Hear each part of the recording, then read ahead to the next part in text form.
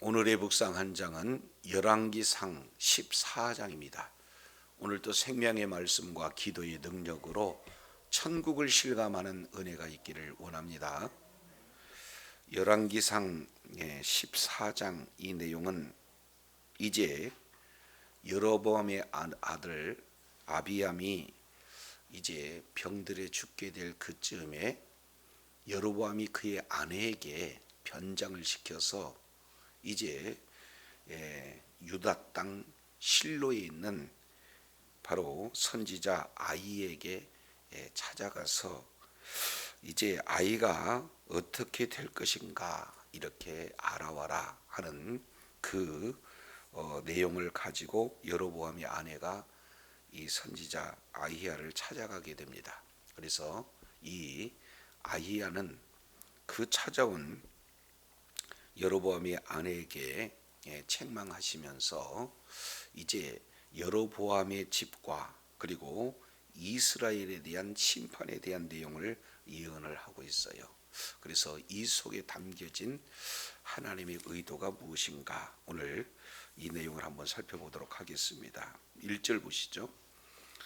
1절 내용을 보니까 그때에라고 이렇게 시작이 되고 있습니다. 여기서 그때라고 하는 이 내용은 좁은 의미로 본다면은 13장 33절부터 34절까지 내용이에요. 자, 33절 여로보암이 2일 후에도 그의 악한 길에서 돌이키지 아니하고 다시 일반 백성을 산당의 제사장으로 삼되 누구든지 자원하면 그 사람을 산당의 제사장으로 삼았으므로 이 일이 여호와의 집의 죄가 되어 그 집이 땅 위에 끊어져 멸망하게 되니라. 지금 우리가 어제 살펴보는 이 내용 가운데 이제 베델에서의 선지자와 그리고 이제 유다에서 온 그런 어떤 선지자 이 내용을 통해서 유다에서 온 선지자는 하나님의 말씀대로 이렇게 순종하고 하나님의 말씀의 기초에서 모든 삶을 살았다. 그러나 그 말씀대로 순종했던 이 유다에서 온 이 선지자는 그만 끝까지 하나님의 말씀에 이렇게 순종하지 못한 그 결과 죽임을 당하게 되어져요. 반면 이제 북이스라엘이 이제 잘못된 하나님의 말씀에 벗어난 길을 가는 것을 뻔히 알고도 하나님의 말씀을 바로 전하지 못했던 베델 선지자가 이제 남유다에서 온 그 선지자의 소식을 듣고 그 선지자를 이렇게 만나서 그 선지자가 실제 예언한 말씀이 이루어지는지 이루어지지 않는지 거짓을 통해서 선지자가 죽고 난 이후에 철저하게 회개를 하게 되어서 이제 그 자녀들에게 두 가지 지금 내용을 권면하고 또 이렇게 예언하는 내용들을 살펴볼 수가 있습니다. 따라서 이제 베델에 있는 그 선지자는 잘못된 길에서 여호와의 선지자의 말을 듣고 그대로 돌이켜서 순종하는 자리에 있지만 반면 여로보암은 그 상황을 정확하게 보고서도 악한 길에서 돌이키지 않으므로 멸망되는 그 상황이 오늘 그때의 이 속에 포함이 되고 있어요. 그래서 여전히 하나님의 말씀에서 떠난 죄악 가운데 있는 그것을 책망하는 말을 듣고도 돌이키지 않고 여전히 죄악 가운데 있는 그 상황 속에서 여로보암의 아들 아비야가 병들었다. 지금 이렇게 표현을 하고 있습니다.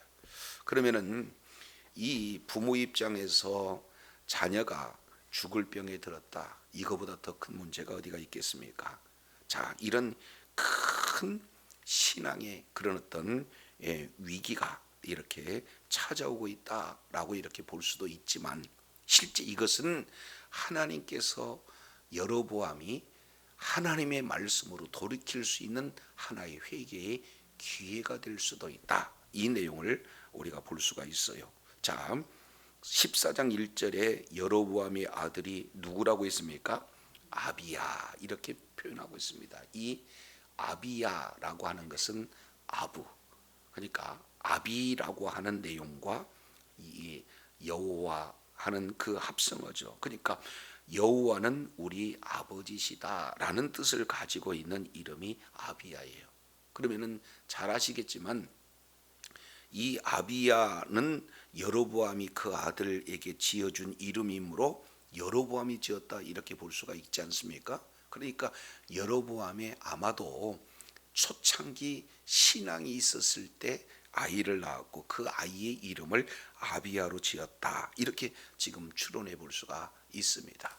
자, 그런데 우리 먼저 13절부터 잠깐 보시죠. 13절, 온 이스라엘이 그를 위하여 슬퍼하며 장사하려니와 여로보암에 속하는 자는 오직 이 아이만 묘실에 들어가리니 이는 여로보암의 집 가운데 그가 이스라엘 하나님 여호와를 향하여 선한 뜻을 품었습니다. 결국 이 아이는 아버지가 지어준 이름 그대로 이제는 어떻게든지 하나님 앞에 선한 뜻을 행하려고 했던 그 자예요. 그런데 공교롭게 또 하나님의 그런 섭리 가운데 지금 병들어 죽게 된 이런 상황 가운데 놓여 있다. 지금 이렇게 볼 수가 있습니다. 자, 그러면 이 큰 문제 앞에 하나님 앞에 돌이키게 되어 결국에 이제 하나님께로 돌이켜야 되는데 여로보암의 조치는 어떤 내용인가 보시죠. 2절입니다. 여로보암이 자기 아내에게 이르되 청하건대 일어나 변장하여 사람들이 그대가 여로보암의 아내임을 알지 못하게 하고 실로로 가라. 거기 선지자 아히야가 있나니 그는 이전에 내가 이 백성의 왕이 될 것을 내게 말한 사람이니라. 지금 이렇게 아내를 변장시켜서 실로로 보내고 있습니다. 크게 두 가지죠. 변장시켰다. 그리고 변장시킨 이유는 알아보지 못하게 하는 거죠. 그리고 실로로 가게 해요. 실로로 간 이유는 그곳에서 자기 자신에게 하나님의 말씀을 대언했던 바로 그런 선지자가 있기 때문이다. 이렇게 설명을 해주고 있습니다. 근데 이 내용을 통해서 보면은 얼마나 여로보암이 지금 잘못된 그런 어떤 그 내용을 말하고 있는가. 왜냐하면 자, 변장해서 여로보암의 아내를 알아보지 못하게 했다라고 하는 이 내용 속에서 가만히 살펴보게 되어지면은 여로보암이 지금 세운 그런 어떤 산당은 베델에 있고 또 뭡니까? 단에 있지 않습니까? 그러면은 그가 세운 이런 우상이 실제 그들을 길흉화복을 이렇게 줄 수 있는 그런 신이다 그러면은 베델에 있는 금송아지에게 그리고 단에 있는 금송아지에게 찾아가야 되지 않겠습니까? 근데 실제 이 여로보암의 마음 가운데는 그것은 내가 세운 사람이 세운 그런 형상에 불과할 뿐 신은 아니다. 왜? 세웠기 때문에 그걸 잘 알 수 있어요. 그런데 자기가 이미 경험했던 바로 하나님께서는 선지자 아히야를 통해서 정확하게 하나님의 말씀이 선포된 그대로 이루어졌다는 사실을 알아요. 그러니까 진정한 참신은 누구냐? 여호와 하나님이다. 그 여호와의 하나님의 말씀을 이렇게 바르게 전한 자는 아히야다. 그러니까 결국 변장했다라고 하는 이런 내용을 통해서 보면은 백성들을 속인 거 아니겠습니까?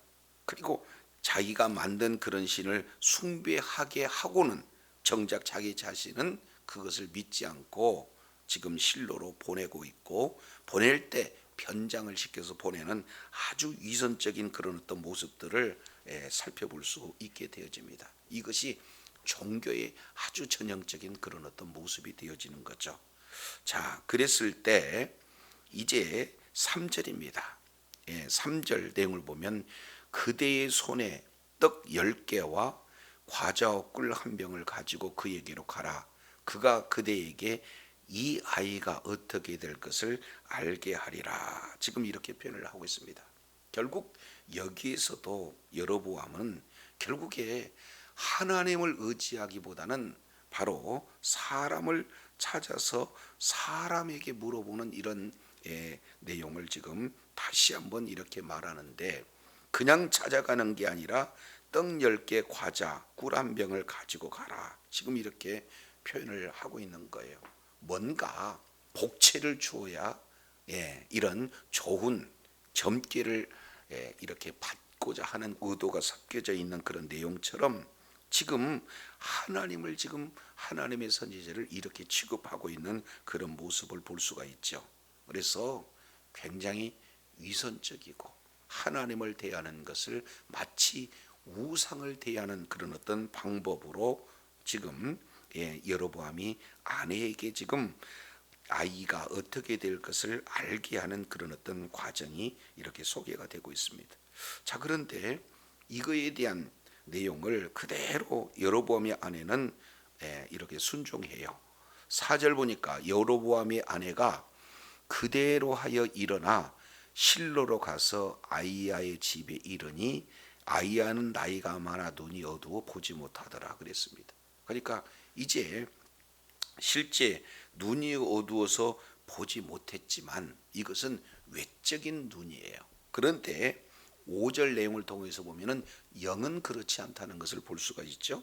5절 여호와께서 아이야에게 이르시되, 그래서 하나님과 깊은 지금 교제가 이루어지는데 하나님께서 아이야에게 찾아오셔서 직접 계시하시는 내용이죠.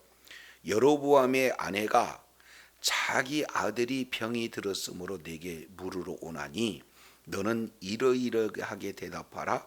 그가 들어올 때 다른 사람인 채 함이라. 지금 미리 찾아오기 전에 여호와 하나님께서 아이야 선지자에게 지금 그 모든 정황을 잘 가르쳐 주고 계시는 것을 볼 수가 있습니다. 자, 그런데요 6절입니다. 그가 문으로 들어올 때 아이야가 그 발소리를 듣고 말하되 여로보암의 아내여 들어오라. 자, 이 말을 들은 여로보암의 아내는 어떻겠습니까? 매우 놀라지 않겠어요? 아니, 노인이 계시고 그리고 눈이 어두워서 앞을 보지 못하는데 지금 들어가자마자 변장해서 지금 모든 사람이 알지 못하게 하고 왔는데 그냥 콕 찍어서 여로보암의 아내여 이렇게 들어오라고 얘기하니까 얼마나 깜짝 놀랐겠어요. 그러면서 책망이 이어집니다. 내가 어찌하여 다른 사람인 채 하느냐? 내가 명령을 받아 흉한 일로 내게 구하리라. 그러니까 물어보기도 전에 말하면서 지금 흉한 일을 구하겠다 이렇게 지금 표현을 하고 있습니다. 여기에서 다른 사람인 채 하느냐, 이 내용은 실제 하나님의 이런 어떤 이 백성이면서 어떻게 우상을 섬기는 그런 어떤 사람으로 사느냐. 오늘날로 보면은 바로 예수 그리스도를 믿는 믿음의 사람이, 성도가 어찌하여 이제 불신자처럼 이렇게 행동하느냐, 지금 이렇게 책망하고 있는 그런 어떤 내용이에요. 자, 그러면서 흉한 일은 어떤 내용인가?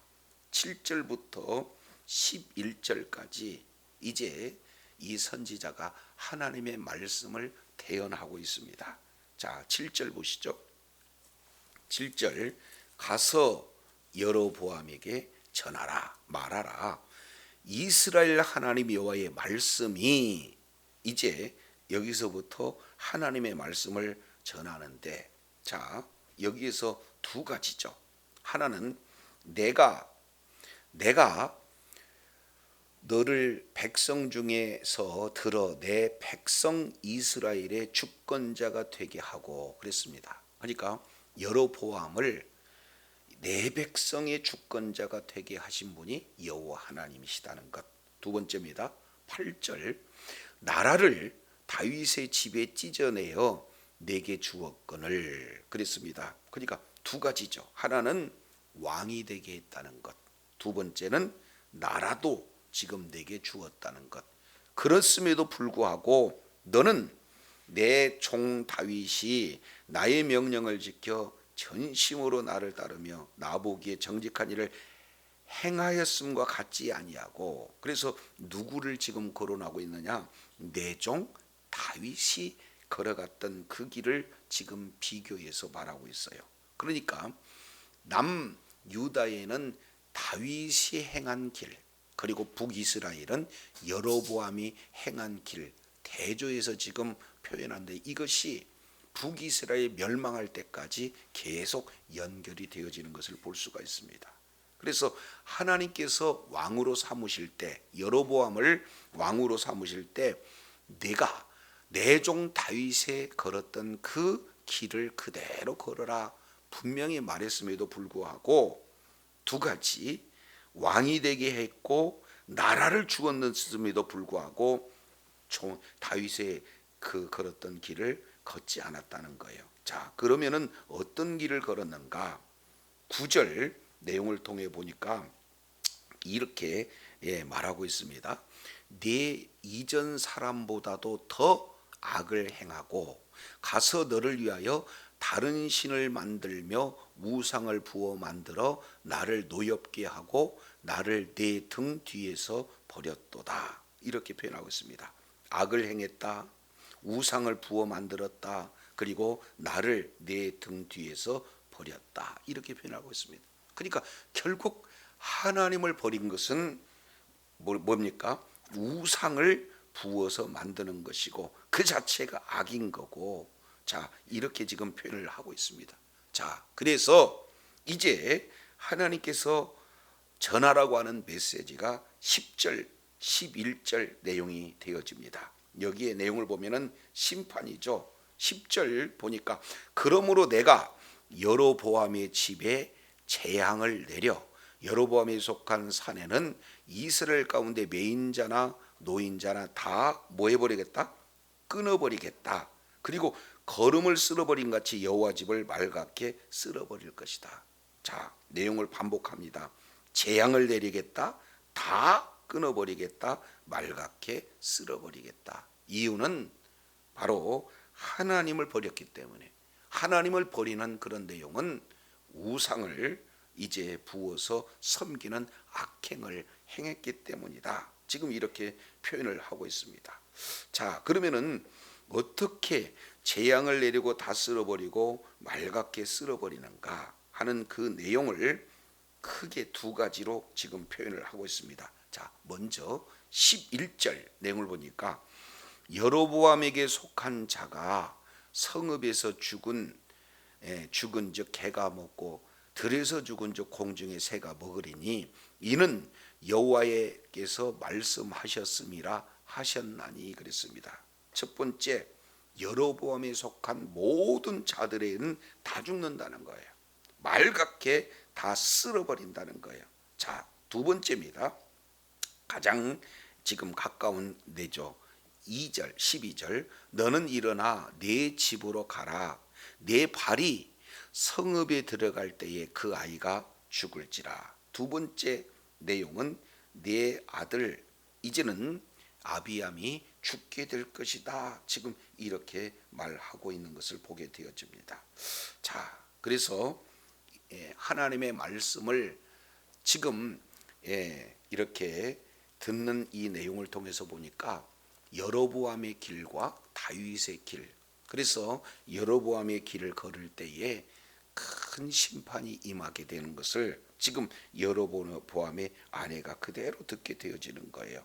자, 그런데 아이가 죽게 되는데 그 아이는 13절 내용을 통해서 보니까 온 이스라엘이 그를 위하여 슬퍼하며 장사하려니와 여로보암에게 속한 자는 오직 그 이 아이만 묘실에 들어가리니 이는 여로보암의 집 가운데서 그가 이스라엘 하나님 여호와를 향하여 선한 뜻을 품었음이니라. 결국 지금 이 여로보암 그 아들 아비야무 그런 경우에는 하나님을 향해서 선하신 뜻을 품고 그렇게 살았기 때문에 하나님께서 죽이는 그런 어떤 내용이 슬픔이겠지만은 실질적으로 이 아이에게는 복이 되어진다라는 것을 지금 이렇게 살펴보고, 그 외에 모든 여로보암에 속한 그리고 모든 자들은 철저하게 하나님 앞에 심판을 받는다 하는 이 내용을 지금 말하고 있어요. 자, 여로보암에 속한 자는 성에서 죽으면 개가 먹고 들에서 죽으면 공중에 새가 먹을 수 있는 심판의 자리에 다 있는데, 그 중에 딱 한 사람 뭐가 돼요? 이 아이만 묘실에 들어간다라고 지금 이렇게 표현하고 있습니다. 결국 하나님의 그런 어떤 품 안에 안기는 그런 어떤 내용이 되겠죠. 그래서 결국 이 아이의 죽음은 그저 죽음으로 끝나는 것이 아니라 이것은 하나님의 섭리 가운데 하나님의 지금 묘실에 들어가게 하는 그런 은혜의 그런 어떤 내용이 이 속에 담겨져 있습니다. 자, 그런 이후에 14절에 여호와께서 이스라엘 위에 한 왕을 일으킨데 그가 그날에 여로보암의 지립을 끊어버리리니 어느 때냐? 이제다. 지금 이렇게 표현을 하고 있습니다. 결국에 여로보암의 집을 완전히 이렇게 없애버리겠다. 그 없애버리되 15절 내용을 통해서 보니까 아주 구체적으로 표현을 하고 있어요. 여호와께서 이스라엘을 쳐서 물에서 흔들리는 갈대까지 되게 하시고 이스라엘이 그 조상들에게 주신 이 좋은 땅에서 뽑아 그들을 강 너머로 흩으시리니 그들이 아세라상을 만들어 여호와를 진노하게 하였습니다. 그러니까 결국 하수 밖으로 흩어버린다는 것은 죄악을 끊어버린다는 의미도 있지만 그 후손들이 어떻게 됩니까? 이제 포로로 끌려갈 그런 내용을 이 속에 담고 있는 거예요. 자, 그래서 여로보암의 집을 끊어버리겠다. 그리고 16절 보세요. 여호와께서 여로보암의 죄로 인하여 또 뭐를 버려버려요? 이스라엘을 버려버린다. 그러니까 지금 중의적 두 가지의 내용을 지금 표현하고 있죠. 여로보암의 가문을 끊어버리겠다는 것과 그리고 북이스라엘 자체를 완전히 버려버리겠다는 그런 어떤 내용이에요. 그래서 여로보암을 포함해서 북이스라엘은 19명의 왕이 이제 등장하잖아요. 그래서 BC 772년에 아수르에서 완전히 흩어버림을 당하는 그런 내용까지 선언왕이 나타나지를 않아요. 자, 이것은 이미 여로보암이 지금 여로보암에게 하나님의 말씀으로 돌이키지 않을 때 주어지는 이런 어떤 심판인데 궁극적으로는 이런 내용들이 이루어지는 것을 볼 수가 있어요. 자, 그러면 오늘 이 본문 내용을 통해서 보면은 실제 지금 등장인물이 여로보암 그리고 아이야 선지자 그리고 여로보암의 아내 이렇게 지금 등장인물이 셋. 그러다가 지금 아비암이 지금 죽게 되는 그런 어떤 상황이 되어집니다. 그런데 결국 이 아비암의 이런 어떤 죽음의 모습은 사실은 하나님의 선한 품을 품고 있었는데도 불구하고 지금 죽게 된 이런 어떤 상황은 결국 누구를 예표하고 있습니까? 바로 예수 그리스도의 죽음을 예표하고 있어요. 그래서 14절 내용을 통해서 보니까 한왕을 일으키리니 여호와의 집을 끊어버리라. 물론 1차적으로는 이 한왕은 그 이어서 바하사를 지금 말하고 있습니다. 그러나 결국에는 궁극적으로 이 여로보암의 죄, 이 세상의 죄를 완전히 끊어버리는 것은 바로 예수 그리스도의 십자가의 죽음을 잘 예표적으로 지금 말씀을 하고 있는 것을 보게 되어져요. 자, 근데 특이한 것은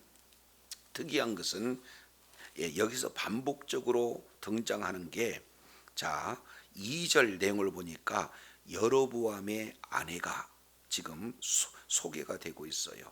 자, 그리고 4절에도 여로보암의 아내, 그리고 5절에도 여로보암의 아내, 그리고 6절에도 여로보암의 아내처라고 이렇게 기록이 되고 있습니다. 계속해서 지금 등장하고 있는 그 자가 여로보암의 아내죠. 17절 한번 보시죠. 여로보암의 처가 일어나 기르사로 돌아가서 집 문지방에 이를 때에 아이가 죽은지라. 지금 이렇게 표현을 하고 있습니다. 결국 여로보암과 그리고 그 아내 지금 계속해서 등장하고 있는데 아이에 대한 이런 어떤 죽음과 그리고 여로보암의 집에 대한 심판과 그리고 더 나아가서 이스라엘에 대한 심판을 지속적으로 지금 하나님께서 아이야 선지자를 통해서 지금 말씀이 선포된 맨 마지막 11절 내용을 보니까 이는 여호와가 말하였습니다. 그러면 하나님의 말씀은 한번 선포되면 그대로 이루어지지 않습니까? 그러면은 이 일은 반드시 이루어진다는 사실을 하나님의 선지자로 들었다. 그러면은 이 말씀을 들었던 자는 어떤 내용이 되어지는 겁니까? 회개해야 되지 않겠어요? 그런데 회개했다는 내용은 전혀 이렇게 없습니다. 그러니까 하나님께서 계속해서 말씀에 벗어난 북이스라엘 지금 초대왕 이 자가 여로보암이 하나님의 말씀을 떠나서 하나님을 등지었습니다. 이 등진 내용을 우리가 어제 살펴봤던 내용 가운데 5가지가 이렇게 표현됐습니다. 이제 하나님을 금송아지로 아예 바꿔버렸어요. 그리고 하나님이 임재한 예루살렘 성전을 베델과 단에 있는 것으로 장소를 바꿔버립니다. 그리고 이런 모든 내용들을 잘 이렇게 따르기 위해서 이제 레위 제사장을 세운 게 아니라 일반 사람들을 제사장으로 세워져 버립니다. 그리고 이제 이스라엘 공동체의 중심이 바로 절기 아니겠습니까? 이제 매년 이제 3차례 걸쳐서 예루살렘에 모여 하나님 앞에 예비하는 그런 어떤 내용인데 절기를 교묘하게 바꿔버려요. 특히 초막절은 7월 15일인데 8월 15일로 바꿔버립니다. 그리고 왕으로서의 기름 부음을 받는 것이 제사장으로서 기름 부음을 받는 건 아니잖아요. 그런데 제사장이 해야 할 분향하는 일을 왕이 진행하는 이런 내용은 본질적으로 하나님의 말씀을 완전히 등지고 하나님의 말씀을 이제 대적하는 그 길에 누가 서 있는 거예요? 여로보암이 서 있어요. 여로보암이 다윗의 길을 걷지 않고 이 길을 진행한다. 그러면 반드시 심판이 있다는 이런 사실을 하나님께서 말씀하셨습니다. 이렇게 지금 말하고 있는 것을 볼 수가 있습니다. 그러면 이런 무시무시한 심판 속에 바로 회개해야 옳은데 전혀 회개하지 않는 그런 어떤 내용들을 지금 표현하고 있습니다. 자, 18절 보시죠. 온 이스라엘이 그를 장사하고 그를 위하여 슬퍼하니 여호와께서 그의 종 선지자 아이야를 통하여 하신 뭐가 같았다? 말씀과 같았다. 그러면 하나님이 아이야 선지자를 통해서 하신 그 말씀이 그대로 이렇게 이루어졌어요. 그러니까 현재 이루어지는 것은 네가 그 성 안에 들어가게 되어지면은 죽는다 하는 그 말씀이 그대로 이루어졌다면 그 뒤에 여로보암의 집도 다 끊어진다. 그리고 이스라엘도 다 끊어진다라는 사실도 이루어진다는 사실을 알 수 있잖아요. 그러면 회개해야 되는데 회개합니까? 회개하지 않습니까? 회개하지 않아요. 그러니까 계속해서 하나님의 말씀이 강력하게 지금 눈으로 보여지듯 이렇게 이루어짐을 통해서 선언되었음에도 그 말씀에 반응하지 않는 이 시대를 오늘 지금 이렇게 표현을 하고 있습니다. 그래서 오늘도 마찬가지죠. 지금 이 여로보암의 아내가 하나님의 선지자에게 직접 이 말씀을 듣고도 전혀 반응하지 않아요. 회개하지 않습니다. 이런 모습은 1차적으로 이 여로보암의 모습이고 또 여로보암의 아내의 모습이고 그 상태가 결국에는 지금 현재 이스라엘의 모습이지만 그것을 확대시키면 오늘날 우리들의 모습과도 다를 바가 없다. 그래서 결국에 말씀에 불순종한 여로보암의 죄 때문에 그 아이가 죽은 것처럼 말씀에 이렇게 계속 벗어난 그리고 회개치 않는 말씀이 이렇게 선포되어도 회개치 않는 우리를 위해서 대신 십자가에 죽으신 예수 그리스도의 십자가의 은혜를 오늘 죽으심을 이렇게 저와 여러분에게 보여주고 계시다라는 사실을 보게 됩니다. 그래서 늘 삶의 여정 속에서 말씀에 떠난다. 하나님을 등지고 사는 이 결과가 얼마나 참혹한 심판으로 이루어지는가라는 사실을 이렇게 살펴보면서 말씀에 벗어난 우리를 위해서 십자가에서 피 흘려 죽으심으로 그 심판에서 구원해 주시는, 죄와 사망으로부터 구원해 주신 예수 그리스도를 믿는 믿음으로 이제 우리가 한 걸음 한 걸음 나갈 때에 하나님의 말씀을 믿는 믿음을 삶 속에 그대로 적용해서 그에 합당한 결실을 풍성히 맺음으로 하나님 앞에 영광 돌리는 삶이 우리 주님이 저와 여러분을 향한 하나님의 뜻이다라는 사실을 기억하시고 늘 삶의 현장 속에서 하나님의 기쁨이 되어지고 하나님이 원하시는 말씀에 따른 합당한 결실을 풍성히 맺어 하나님의 기쁨이 되어지는 그런 복된 자리에 있기를 예수 이름으로 축원합니다. 기도하겠습니다. 하나님 아버지, 여로보암은 철저하게 하나님의 말씀을 대적하고 하나님께 등 돌리는 그 결과 이제 하나님의 심판이 주어지는데 그에 앞서 이 여로보암의 아들 아비암이 죽을 병에 들은 그 상황으로 사실은 회개할 수 있는 기회가 주어졌음에도 불구하고 백성들을 속이고 그리고 이제는 하나님의 그런 어떤 말씀에서 벗어난 끝까지 말씀이 선포되어져도 회개치 않는 이런 여로보암과 여로보암의 아내가 바로 그 시대의 정황이 오늘날 우리의 모습과 비단 다를 바가 없다는 사실을 생각해 보면서 어찌하든지 멸망받을 수밖에 없는, 심판받을 수밖에 없는 죄와 사망 가운데 놓였던 우리를 위해서 십자가에서 대속의 이제 죽음으로 이제는 그 십자가의 은혜를 주셨사온즉 그런 확실한 믿는 믿음으로 이제 늘 우리의 삶이 말씀대로 이루어지는, 그래서 말씀에 순종하는 삶으로 말미암아 하나님 앞에 영광 돌리는 주의 사랑하는 자녀들이 다 되어지도록 은혜를 더하여 주옵소서. 예수님 이름으로 기도드립니다. 아멘.